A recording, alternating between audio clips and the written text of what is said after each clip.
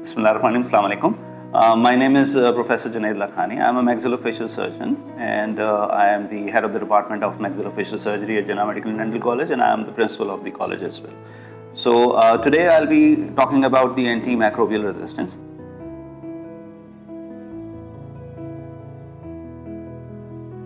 अस्सलाम वालेकुम। अच्छा, बैक्टीरियल इन्फेक्शंस क्या हैं? हमारी बॉडी के अंदर बैक्टीरिया कुछ मौजूद भी होते हैं, कुछ इन्वायरमेंट के अंदर बैक्टीरिया होते हैं। जब वो बैक्टीरिया अंदर बॉडी के एंटर हो जाते हैं तो वो फिर इन्फेक्शन कॉज करते हैं। There are called bacterial infections.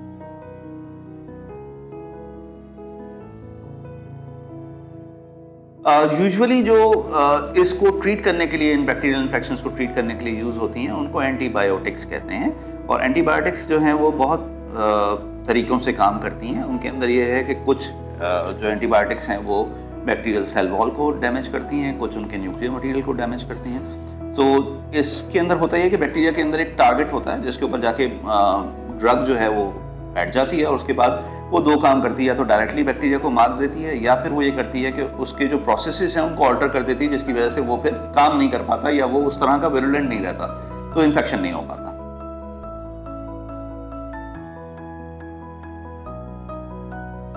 देखें, जब भी एंटीबायोटिक्स प्रिस्क्राइब की जाती हैं तो एंटीबायोटिक्स किसी खास वक्त के लिए प्रिस्क्राइब की जाती हैं और किसी खास डोजेज में प्रिस्क्राइब की जाती हैं। किसी भी चीज़ का ज़्यादा या कम हो जाना नुकसानदेह होता है। अगर आप एंटीबायोटिक्स अपने प्रिस्क्राइब टाइम से पहले ख़त्म कर लेते हैं, यानी जनरली होता यह है कि सिम्टम्स ख़त्म हो जाती हैं। 5 दिन के लिए एंटीबायोटिक दी है, सिम्टम्स 3 दिन में ख़त्म हो गई और पब्लिक वो 3 दिन बाद रोक लेती है।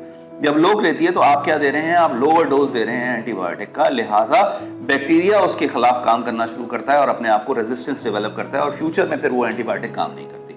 इसी तरीके से अगर आप डोज कम लेते हैं तो भी वो उतनी ज़्यादा विरुलेंट नहीं रहती अगेंस्ट द बैक्टीरिया, तो फिर वो अगेन रेजिस्टेंस डेवलप होना शुरू हो जाता है।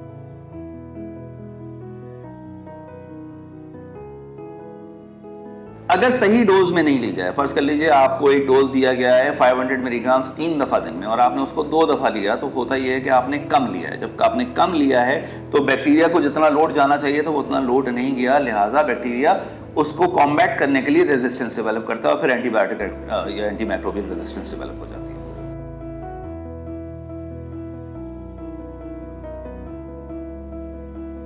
हमारे यहाँ एक अजीब सा ट्रेंड है जो दुनिया में शायद कहीं नहीं है। वो ये है कि over the counter without the prescription आपको मेडिसिन अवेलेबल होती हैं और एंटीबायोटिक्स भी ऐसे ही दे दी जाती हैं। तो अगर आप ले लेते हैं कोई एंटीबायोटिक जो आपको काम नहीं कर रही और उसकी वजह से आप या तो डोज सही नहीं ले रहे या एंटीबायोटिक सही नहीं ले रहे, तो उसका फिर नुकसान ये होता है कि वो फिर रेजिस्टेंस डेवलप होती है या वो एंटीबायोटिक वैसे काम नहीं करती जैसे करना चाहिए उसको।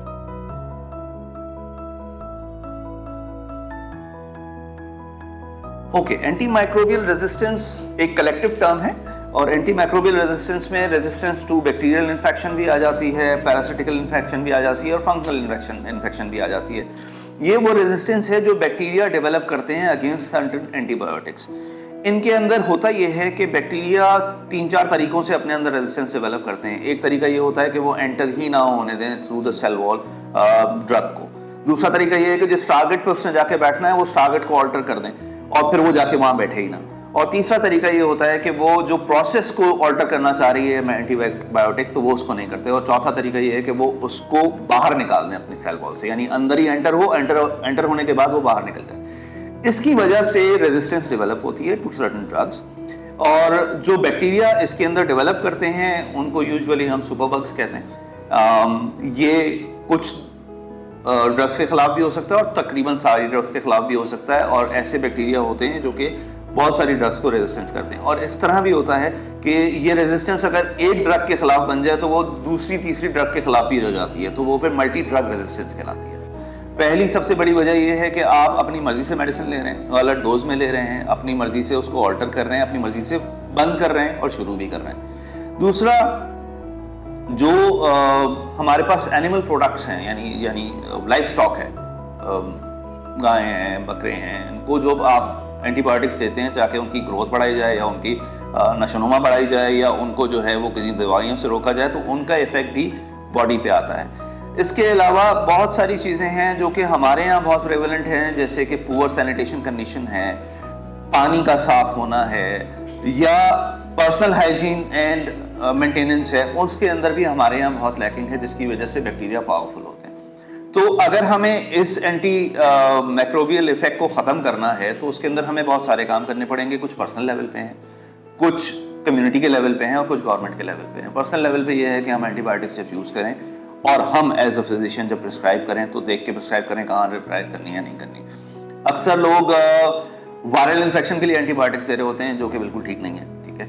इसके अलावा लो डोज में दे देते हैं तो वो भी रेजिस्टेंस डेवलप करती है। तो सही डोज में दिया जाए, करेक्ट डोज में दिया जाए, करेक्ट टाइम के लिए दिया जाए। पब्लिक के लिए ये है कि वो खुद उसको सही वक्त पे लें और जितना कहा गया जैसे कहा गया उतना लें।